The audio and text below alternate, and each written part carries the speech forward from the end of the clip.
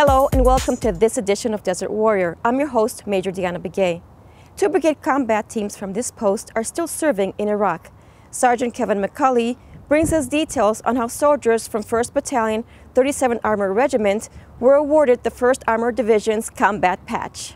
The battalion, known as the Bandits and assigned to the 1st Armored Division's Ready First Combat Team, welcomed its soldiers into the ranks of combat veterans. Over 700 soldiers donned the 1st Armored Division's combat patch in the ceremony. Commander of 1st Brigade 1st Armored Division, Army Colonel Larry Swift, told the Bandits they have a lot to show for the short time they've been in country. The unit has captured several Iraqis accused of emplacing IEDs, attacking with anti-armor grenades, and firing mortars at coalition forces. Battalion Commander for 137 Armor, Army Lieutenant Colonel Jeffrey Catlett said everyone in the unit is a combat veteran today and can wear the 1st Armored Division patch proudly.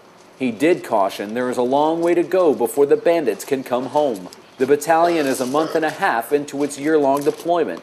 Stationed at Joint Security Station McHenry, outside the town of Hawija, Kirkuk Province, Iraq, the Bandits work daily to help Iraqi police keep the peace in one of the hottest spots in Kirkuk Province. Reporting for the Ready First Combat Team in Kirkuk, Iraq, I'm Army Sergeant Kevin McCulley. We now turn to Specialist Dan Weber, who reports on how the Iraqi Air Force has taken over training in Basra. One big step for the Iraqi Air Force is happening in Basra.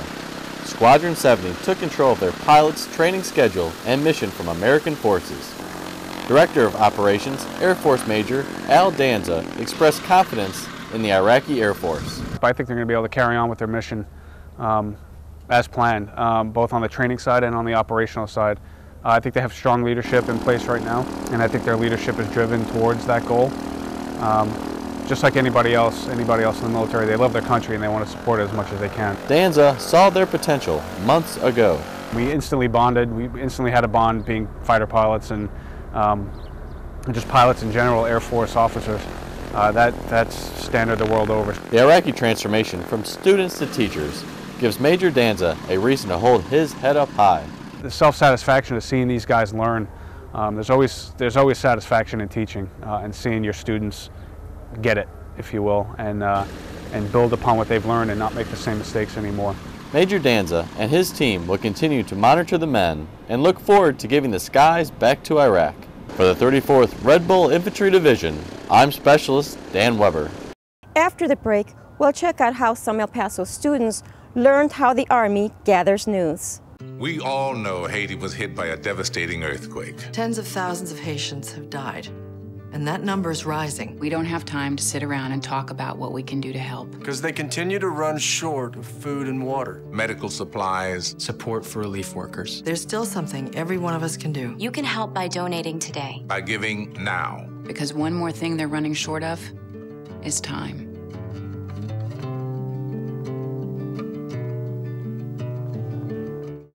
Welcome back. Students from Rio Bravo Middle School and some Cub Scouts from Pack 58 stepped into the world of Army public affairs.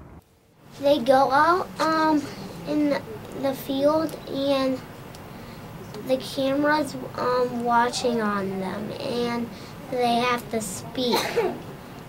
In the process, they interviewed soldiers who coordinated the Expert Infantry Badge competition at Fort Bliss. Students wanted to know whether reading and math skills were useful in performing the tasks associated with news telling. Students realized reading is the basis of many things, including those they regard as fun. 7-year-old Ben said his favorite part is gathering facts, writing them down, and taking pictures for the newspaper. I like that. The children said they enjoyed learning how to be a military journalist and broadcaster and will consider it as a career field when they grow up. And that does it for this edition of Desert Warrior. Until next time, stay safe. I'm Major Deanna Begay. Thanks for watching.